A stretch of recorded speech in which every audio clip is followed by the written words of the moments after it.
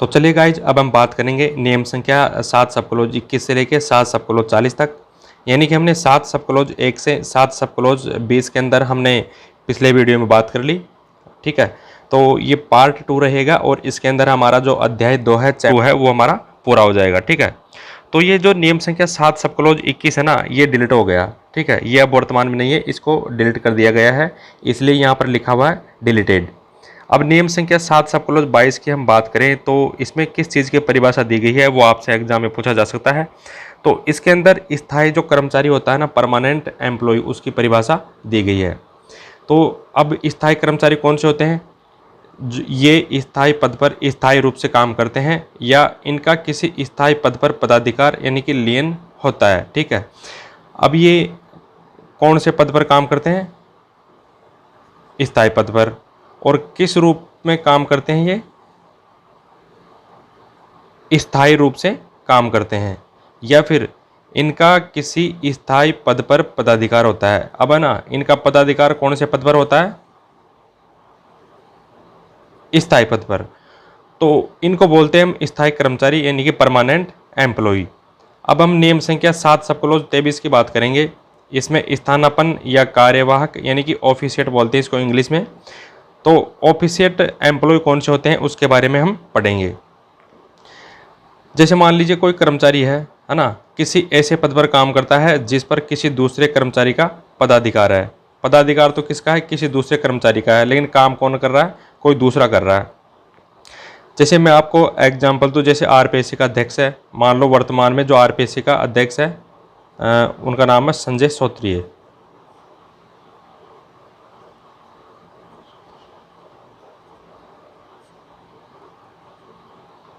संजय श्रोत्रिय। तो वर्तमान में जो आरपीएससी के अध्यक्ष हैं संजय श्रोत्रिय, वो मान लो 10 दिन की विदेशी यात्रा पर चले जाते हैं और उनकी जगह मतलब कार्यवाहक अध्यक्ष मान लो जो आरपीएससी की मेंबर है मंजू शर्मा, जो कुमार विश्वास जी की धर्मपत्नी है। अब मान लो मंजू शर्मा जी को आरपीएससी का कार्यवाहक अध्यक्ष बना दिया। ठीक है, अब ये आरपीएससी का कार्यवाहक अध्यक्ष तो बन गई, लेकिन जो जिस पद पर ये काम कर रही है ना, उसका पदाधिकार तो किन के पास है? संजय श्रोत्रिय के पास। लेकिन फिर भी इनको लगा दिया गया है काम में, इनको इस पद पर लगा दिया क्योंकि संजय श्रोत्रिय जी विदेश यात्रा पर गए। अब मंजू शर्मा इस पद पर काम संभालेगी। ठीक है, तो जो मंजू शर्मा है ना, इसी को हम क्या बोलेंगे? कार्यवाहक या ऑफिशिएट। ठीक है, कार्यवाहक या ऑफिशिएट बोलेंगे इसको, है ना। यानी कि कार्यवाहक स्थानापन्न या कार्यवाहक, इसको इंग्लिश में बोलते हैं ऑफिशिएट। कोई भी कर्मचारी कार्यवाहक तब कहलाता है जब वो किसी ऐसे पद पर काम करता है जिस पद पर किसी दूसरे कर्मचारी का पदाधिकार है। ठीक है, ये मैंने आपको एक एग्जाम्पल देके, उदाहरण देके मैंने आपको समझाने का प्रयास किया। आई होप आपको ये चीज़ समझ में आ गई होगी। अब हम गाइज बात करेंगे नियम 7 सब क्लोज 24, जिसमें वेतन यानी कि पे के बारे में बता रखा है। तो देखिए, जो ये वेतन होता है ये आपको मासिक रूप से प्राप्त होगा। ठीक है, आपको मासिक रूप से मिलेगा। अब वेतन के अंदर क्या क्या शामिल है वो मैं आपको बता देता हूँ। देखिए, कर्मचारी ने जो पद धारण कर रखा है ना, तो वो पद धारण करने के कारण जो वेतन मिलता है ना, उसको वेतन में शामिल किया जाता है। जैसे मान लो आप जूनियर अकाउंटेंट बन गए। अब जूनियर अकाउंटेंट होने के नाते आपको जो वेतन मिलेगा ना, वो भी वेतन में शामिल होगा। ठीक है, और अगर आपको कोई विशेष वेतन या व्यक्तिगत वेतन मिल रहा है तो वो भी वेतन के अंदर शामिल होगा। और राज्यपाल ने किसी धनराशि को मान लो ये बता दिया कि ये भी अगर किसी कर्मचारी को मिलेगी तो भी वो वेतन माना जाएगा। यानी कि राज्यपाल ने वर्गीकृत कर दिया कि इस राशि को भी हम वेतन मानेंगे, तो वो भी वेतन के अंदर शामिल होगी। तो इन तीनों का योग क्या कहलाएगा? वेतन। ठीक है, और जो मेडिकल ऑफिसर होते हैं यानी जो चिकित्सा अधिकारी होते हैं, उनको मिलने वाला नॉन प्रैक्टिसिंग अलाउंसेज और नॉन क्लिनिकल अलाउंसेज होता है ना, उनको भी विभिन्न परियोजनाओं हेतु क्या माना जाएगा? वेतन माना जाएगा। ठीक है गाइज। अब गाइज, आपका जो नियम संख्या 7 सब क्लोज 25 है उसमें पेंशन की परिभाषा दे रखी है। अब पेंशन का मतलब क्या होता है, यानी कि पेंशन शब्द में क्या चीज़ शामिल है? देखिए, ग्रेच्युटी प्लस में डेथ कम रिटायरमेंट, जो ग्रेच्युटी होती है ना, उनके जो आपको लाभ मिलेंगे उनको पेंशन शब्द में शामिल किया गया है। तो आपसे एग्जाम में पूछा जा सकता है कि नियम 7 सब क्लोज 25 में किस चीज़ का वर्णन है? पेंशन के बारे में। और पेंशन शब्द में किस किस चीज़ के लाभ शामिल है? ग्रेच्युटी प्लस डेथ कम रिटायरमेंट। ग्रेच्युटी के जो आपको लाभ मिलेंगे वो पेंशन शब्द में शामिल है। नियम 7/26 में स्थायी पद यानी कि परमानेंट पोस्ट के बारे में बताया गया है। क्या होता है परमानेंट पोस्ट, उसके बारे में हम पढ़ते हैं। देखिए, ये पद समय सीमा के बिना, ये सबसे इम्पोर्टेंट शब्द है, आप इसको समझना, समय सीमा के बिना स्वीकृत किए जाते हैं। इन पदों की निश्चित वेतन श्रृंखला होती है, ठीक है।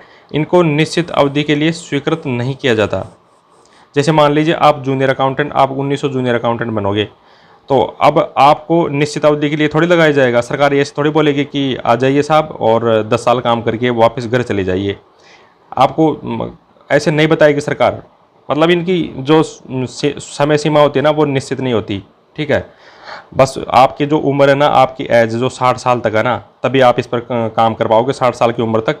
लेकिन इसमें ऐसा नहीं है कि आप इसमें 10 साल काम करोगे, फिर 5 साल काम करोगे, फिर 20 साल काम करोगे। नहीं, सरकार जो समय सीमा होती है ना, उसके बिना ये पद स्वीकृत किए जाते हैं, क्योंकि इसमें यहाँ पर साफ साफ दे रखा कि इनको निश्चित समय अवधि के लिए स्वीकृत नहीं किया जाता, यानी कि इनकी निश्चित समय अवधि नहीं होती। और इनकी वेतन श्रृंखला होती है वो निश्चित होती है, यानी कि आपको पे स्केल जो मिलेगा वो लोअर से हायर की तरफ बढ़ता हुआ मिलता जाएगा। तो वो होते हैं स्थायी पद यानी कि परमानेंट पोस्ट। नियम 7/27 की अगर हम बात करें तो इसमें व्यक्तिगत वेतन के बारे में बताया गया। क्या होता है व्यक्तिगत वेतन यानी कि पर्सनल पे, उसके बारे में हम पढ़ेंगे। देखिए, यह सरकारी कर्मचारी को दिया जाने वाला एक अतिरिक्त वेतन होता है। जो व्यक्तिगत वेतन होता है ना, वो एक्स्ट्रा आपका पे रहता है, यानी कि आपको जो मासिक सैलरी मिलती है उसके अलावा मिलता है। अब इसमें व्यक्तिगत वेतन में क्या क्या शामिल है उसके बारे में हम पढ़ेंगे। देखिए, जो सावधि पद यानी कि जो टेन्योर पोस्ट होते हैं ना, टेन्योर पोस्ट पर जो काम कर रहे हैं ना, जो भी कोई भी अधिकारी हो चाहे कर्मचारी हो, तो उनके अलावा किसी भी स्थायी पद पर कर्मचारी के मूल वेतन में हुई कमी की पूर्ति हेतु दिया गया वेतन। मान लो कोई कर्मचारी है, स्थायी पद पर काम कर रहा है वो, और उसके यदि मूल वेतन के अंदर कोई कमी हो गई तो उसकी पूर्ति हेतु जो वेतन दिया जाता है उसको व्यक्तिगत वेतन बोलते हैं। और जो सावधि पद यानी कि टेन्योर पोस्ट पर जो काम कर रहा है, अगर उसके मूल वेतन में कमी हो गई और उसकी कमी की पूर्ति हेतु जो वेतन दिया जाता है ना, उसको व्यक्तिगत वेतन नहीं कहते। अब यहाँ पर पद है ना, पद वो सावधि पद यानी कि टेन्योर पोस्ट नहीं होनी चाहिए। वो कैसा होना चाहिए? परमानेंट पोस्ट होनी चाहिए, है ना। अब परमानेंट पोस्ट और सावधि पोस्ट क्या होती है उसके बारे में आपको पहले बता देता हूँ। देखिए, सावधि पद को इंग्लिश में बोलते हैं टेन्योर पोस्ट और स्थायी पद को बोलते हैं परमानेंट पोस्ट। अब सावधि पद का मतलब क्या होता है कि इनका कार्यकाल फिक्स होता है। ये जब काम करेंगे, सेवा के अंदर आएंगे, तो इनका कार्यकाल फिक्स होता है। जैसे मैं आपको बता देता हूँ, जो आरपीएससी के अध्यक्ष है ना, उनका कार्यकाल होता है 6 वर्ष। वैसे इनकी रिटायरमेंट की उम्र भी दे रखी है 62 साल, लेकिन आप एक बार 62 साल को इग्नोर कीजिए और आप मान लो अगर इनकी रिटायरमेंट की उम्र अगर 62 साल नहीं होती, है ना, तो फिर इनका कार्यकाल कितना रहता है? केवल 6 वर्ष रहता, ठीक है। यानी कि ये केवल 6 वर्ष तक काम करेंगे। आप एक बार 62 साल वाले कंसेप्ट को भूल जाइए। एक बार मैं आपको एग्जांपल बता रहा हूँ कि जो आरपीएससी का जो अध्यक्ष है वो 6 वर्ष काम करेगा, है ना। यानी कि इसमें समय सीमा होती है ना, उसका निर्धारण कर दिया जाता है कि आप यार 6 साल तक ही काम करोगे। लेकिन जो स्थायी पद होता है यानी कि परमानेंट जो पोस्ट होती है ना, जैसे मान लो जूनियर अकाउंटेंट बन गए आप, तो नो लिमिट इज़ देयर। यानी कि यहाँ पर ऐसा नहीं है कि आप 10 साल काम करोगे या फिर 20 साल काम करोगे, ऐसी लिमिट नहीं रहती। तो ये इनकी समय सीमा फिक्स नहीं होती, इनको बोलते हैं स्थायी पद। और जिनकी समय सीमा फिक्स होती है उनको बोलते हैं सावधि पद। ये इंग्लिश में टेन्योर पोस्ट कहते हैं सावधि पद को, और जो स्थायी पद होता है उसको परमानेंट पोस्ट कहते हैं। तो यहाँ पर यही बता रखा है कि जो टेन्योर पोस्ट का जो कर्मचारी है ना, अगर यदि उसके मूल वेतन में अगर कमी हो गई और उसकी पूर्ति हेतु जो वेतन दिया जाता है उसको व्यक्तिगत वेतन में शामिल नहीं किया जाता। लेकिन जो स्थायी पद पर जो कर्मचारी काम कर रहा है उसके मूल वेतन में यदि कमी हो गई तो उस कमी की पूर्ति हेतु जो उसको वेतन दिया जाता है उसको व्यक्तिगत वेतन कहते हैं। या फिर मान लो कोई कर्मचारी है, उसका अन्य कोई व्यक्तिगत आधार हो, उसकी कोई पर्सनल बेसिस के आधार पर उसको आपवादिक स्थिति के अंदर जो वेतन दिया जाता है उसको भी हम व्यक्तिगत वेतन कहते हैं। तो गाइज, यहाँ तक आपको ये वीडियो समझ में आ गया होगा। अब हम बात करेंगे नियम संख्या 7/28 की। इसके अंदर उपार्जित अवकाश यानी कि प्रिविलेज्ड लीव यानी कि पीएल के बारे में बताया गया है। ये अवकाश आपको ड्यूटी पर व्यतीत समय के आधार पर मिलता है ना। आप जूनियर अकाउंटेंट बन जाओगे तो आपको उपार्जित अवकाश 30 मिलेंगे, ठीक है। ये एडवांस में मिलते हैं, ये कैलेंडर वर्ष के हिसाब से मिलते हैं। जैसे मान लो कैलेंडर ईयर जनवरी से लेकर दिसंबर तक चलता है, तो आपको 15-15 आप पीएल मिलेंगे एडवांस में। 1 जनवरी को 15 मिल जाएंगे और 1 जुलाई को 15 मिल जाएंगे, ठीक है। और नियम 7/29 की मैं बात करूं तो इसमें पद का परिकल्पित वेतन दे रखा है। अब मैं आपको इसको एग्जाम्पल से समझाता हूं। मान लीजिए कोई आरपीएससी का अध्यक्ष है। अब आरपीएससी का अध्यक्ष है तो उसको आरपीएससी का अध्यक्ष को मान लो उसको 50,000 रुपये सैलरी मिल रही है मान लो, और वो चला गया विदेश, है ना। जैसे अभी संजय श्रोत्रिय जी है, संजय श्रोत्रिय, अभी संजय श्रोत्रिय जी आरपीएससी का अध्यक्ष से मान लो वो विदेश चले जाते हैं। अब इनको सैलरी मान लो 50,000 रुपये मिल रही है ना। ये तो चले गए विदेश, अब इनकी जगह किसी सदस्य को काम करना पड़ेगा कार्यवाहक के रूप में, कार्यवाहक अध्यक्ष के रूप में। अब मान लो संजय श्रोत्रिय जी की जगह मंजू शर्मा जी को लगा दिया, ये आरपीएससी की सदस्य है मंजू शर्मा जी, और मंजू शर्मा जी अब काम कर रही है आरपीएससी के अध्यक्ष के ऊपर कार्यवाहक रूप से, ठीक है ना। तो अब पहले जो संजय श्रोत्रिय जी थे ना, उनको मिल रहा था 50,000 रुपया, अब मान लो मंजू शर्मा जी को 40,000 रुपये मिल रहा है। हालांकि काम तो वो उसी पद पर कर रही है, लेकिन पैसा 50 की बजाय कितना मिल रहा है, 40,000। अब मंजू शर्मा जी सोच रही है कि काश अगर मैं आरपीएससी का अध्यक्ष होती तो मेरे को कितना पैसा मिलता, 50,000। ये कल्पना कर रही है, एक कल्पना जो कर रही है जिस वेतन के बारे में, उसी को हम क्या बोलते हैं, परिकल्पित वेतन, ठीक है। परिकल्पित वेतन यानी कि किसी कर्मचारी को अगर स्थानापन्न या कार्यवाहक पद पर लगा दिया गया, ठीक है, यदि इस पद पर वह स्थायी रूप से नियुक्त होता तो जो वेतन उसको मिलता उसी को हम बोलते हैं परिकल्पित वेतन, ठीक है गाइज। तो ये आपको समझ में आ गया होगा।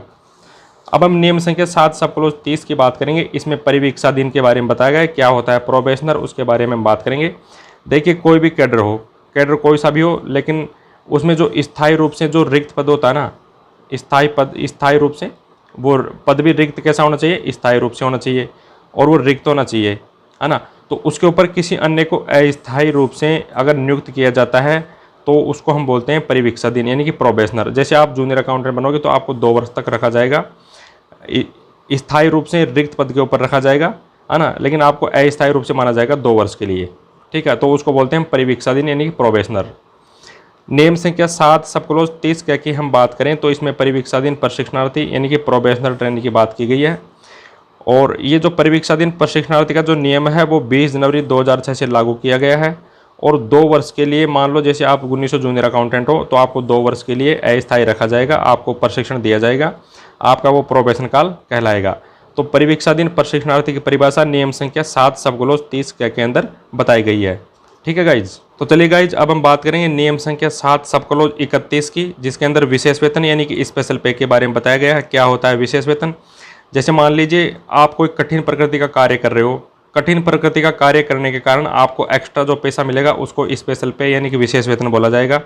जैसे मान लो अभी आपने सुना होगा, अभी थोड़ी देर पहले अभी खबर चल रही है कि करौली के अंदर हिंसात्मक प्रदर्शन चल रहा है, ठीक है, वहाँ पर कुछ लटपटेंगे चालू हो गए, तो वहाँ पर जो वहाँ के जो एसपी जो कलेक्टर है उनको वो कठिन प्रकृति कार्य कर रहे हैं क्योंकि वो रिस्क वाला काम कर रहे हैं ज़्यादा, क्योंकि वहाँ पर हिंसा फैल गई है, आगजनी हो रही है, चारों तरफ पत्थरबाजी हो रही है, तो इस दौरान भी वो काम कर रहे हैं, तो उनको सैलरी के अलावा ज़्यादा पैसा मिलेगा क्योंकि वो काम ही कर रहे हैं, कठिन प्रकृति का काम कर रहे हैं, तो उनको जो एक्स्ट्रा पैसा मिलेगा उसको बोलते हैं विशेष वेतन। या फिर इनके उत्तरदायित्व में वृद्धि कर दे, है ना, तो जो उत्तरदायित्व में वृद्धि करने के कारण जो पैसा मिलता है उसको भी हम विशेष वेतन बोलते हैं। यानी कि इनके जो वेतन में अतिरिक्त इजाफा होगा उसको हम बोलते हैं विशेष वेतन। जो वहाँ के जो कलेक्टर और एसपी है उनके उत्तरदायित्व यानी कि जिम्मेदारी में वृद्धि कर दी, ठीक है, तो इस प्रकार होता है विशेष वेतन। अब हम नियम संख्या 7 सब क्लोज 32 की बात करेंगे। इसके अंदर उच्च सेवा यानी कि सुपीरियर सर्विसेज के बारे में बताया गया है। क्या होती है सुपीरियर सर्विसेज, इसके बारे में हम बात करेंगे। देखिए जो 4th क्लास सर्विस होती है यानी कि चतुर्थ श्रेणी जो सेवा होती है, इसके अलावा जो शेष सभी सेवाएं होती है वो उच्च सेवा यानी कि सुपीरियर सर्विसेज कहलाती है। 7 सब क्लोज 33 की अगर हम बात करें तो इसमें निर्वाह अनुदान यानी कि सब्सिस्टेंस ग्रांट के बारे में बताया गया है। क्या होता है निर्वाह अनुदान?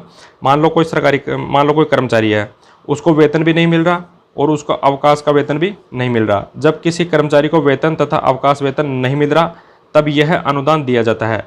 अब ऐसी स्थिति कब होगी? मान लो कोई कर्मचारी सस्पेंड हो गया, ठीक है, अब उसको वेतन भी नहीं मिल रहा और उसको अवकाश वेतन भी नहीं मिल रहा, तो सरकार उसको निर्वाह के लिए यानी कि उसको थोड़ा बहुत खर्चा पानी देने के लिए उसको कुछ पैसा देगी, उसी को बोलते हैं हम निर्वाह अनुदान, यानी कि उसको ग्रांट देगी, सब्सिस्टेंस ग्रांट। जैसे निलंबित कर्मचारी की दशा में उसको कुछ पैसा मिलता है, उसको वेतन भी नहीं मिल रहा क्योंकि वो सस्पेंड हो गया और उसको अवकाश वेतन भी नहीं मिल रहा, तो उसको जो खर्चा चलाने के लिए निर्वाह के लिए जो सरकार ग्रांट देती है, जो अनुदान देती है, उसी को हम बोलते हैं निर्वाह अनुदान।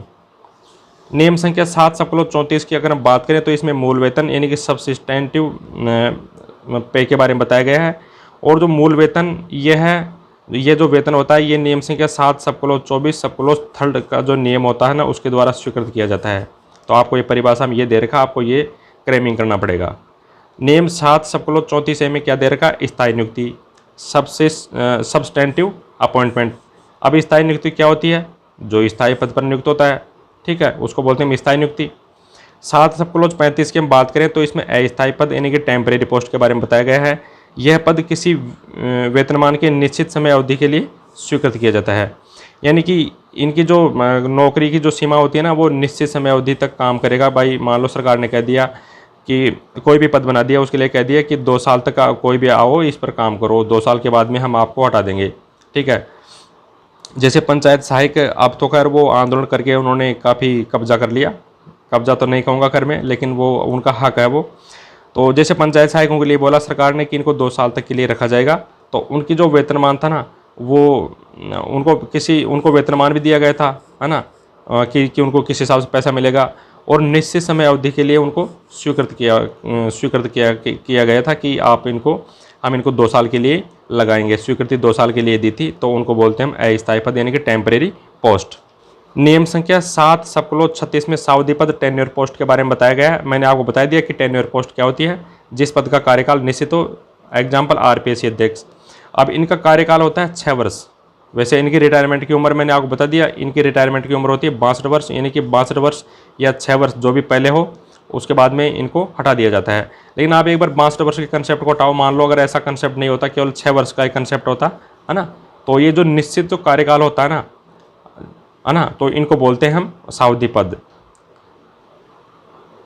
7 सब क्लोज 37 की हम बात करें, नियम संख्या 7 सब क्लोज 37 की, तो इसमें समय वेतनमान यानी कि टाइम पे स्केल के बारे में बताया गया है। ये लोअर से हायर मिलता रहता है, ये समय वेतनमान। नियम संख्या 7 सब क्लोज अगर हम 38 की बात करें तो इसमें स्थानांतरण यानी कि ट्रांसफर क्या होता है, उसकी परिभाषा दी गई है। जब कर्मचारी एक पदस्थापन स्थल से अन्य पदस्थापन स्थल पर जाता है, मान लो कोई कर्मचारी श्रीगंगानगर में नौकरी कर रहा है, ठीक है, अब उसका ट्रांसफ़र कहाँ कर दिया, मान लो झालावाड़ कर दिया। अब आप सोच रहे होंगे कि गुरुजी आप श्रीगंगानगर से झालावाड़ इतनी दूर क्यों भेज रहे हो। ये मैं आपको सिर्फ एग्जांपल देके समझाने का प्रयास कर रहा हूँ, आप ज़्यादा सीरियस नहीं हो, डोंट माइंड इट, ठीक है। तो जब कर्मचारी एक पदस्थापन स्थल से यानी कि इस पदस्थापन स्थल से इस वर्क पैलेस से इस वर्क पैलेस पर जा रहा है, ठीक है, तो इसको हम बोलते हैं ट्रांसफ़र। अब ट्रांसफ़र क्यों होता है उसके मैं आपको कारण बता देता हूँ। जैसे मान लो आप जूनियर अकाउंटेंट हो और आपका प्रमोशन हो गया किस पे, डब्ल्यू सेकंड पर, तो आपको नया पद मिल गया, तो इसका आप कार्यभार लेने जा रहे हो, यानी कि आपको पोस्टिंग मिल गई झालावाड़ में, क्योंकि आपको प्रमोशन कर दिया गया। तो नए पद का कार्यभार संभालने बाबत जब आप एक वर्क पैलेस से दूसरे वर्क पैलेस पर जाते हो, यानी कि एक पदस्थापन स्थल से दूसरे पदस्थापन स्थल पर जाते हो, तो उसको हम बोलते हैं ट्रांसफ़र। और यदि मान लो आप जिस मुख्यालय में काम कर रहे हो उस मुख्यालय को मान लो वहाँ से हटाकर किसी दूसरे ज़िले में रख दिया, तो वहाँ पर दूसरे ज़िले में भी आपको जाना पड़ेगा, क्योंकि आपका मुख्यालय का जो स्थान है वो चेंज कर दिया, ठीक है, तो उसको भी हम क्या बोलेंगे, ट्रांसफ़र। अब एक होता है नियम संख्या 7 सब क्लोज 39 के अंदर विश्रामकालीन विभाग। अब आप सोच रहे होंगे कि यार ये कौन से विभाग आ गए जिनके अंदर विश्राम करना पड़ेगा।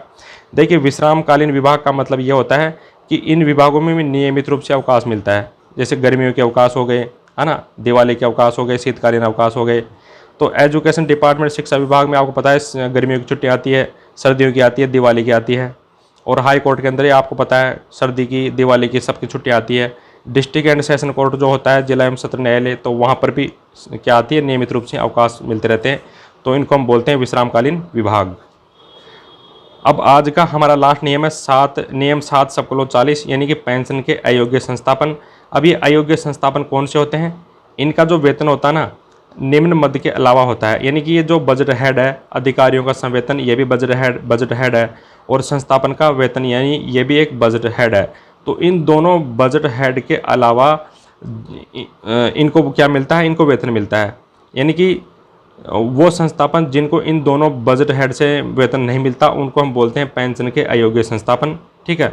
तो मैंने आपको ये दोनों बजट हेड भी बता दिए, और इस प्रकार हमारा अध्याय 2 डेफिनेशंस यानी कि परिभाषाएं जो अध्याय 2 है वो पूरा हो गया, जिसमें अंदर हमने नियम 7 पढ़ा और नियम 7 सब क्लोज 1 से नियम 7 सब क्लोज 40 तक पढ़े, ठीक है गाइज। तो यहाँ पर मैंने लिख रखा है thanks for watching this video, और प्लीज़ आप लाइक करें वीडियो को, चैनल को भी सब्सक्राइब करें अगर आप चैनल पर नए हैं, और ठीक है, और आप प्रेस करें बेल आइकन बटन को, ठीक है, ऑल नोटिफिकेशन पर दबा दीजिए ताकि जो भी मैं वीडियो अपलोड करूँगा तो उसका नोटिफिकेशन आप तक आएगा और आप उस वीडियो को देखकर लाभ उठा सकेंगे। तो thank you so much for watching this video. जय हिंद, जय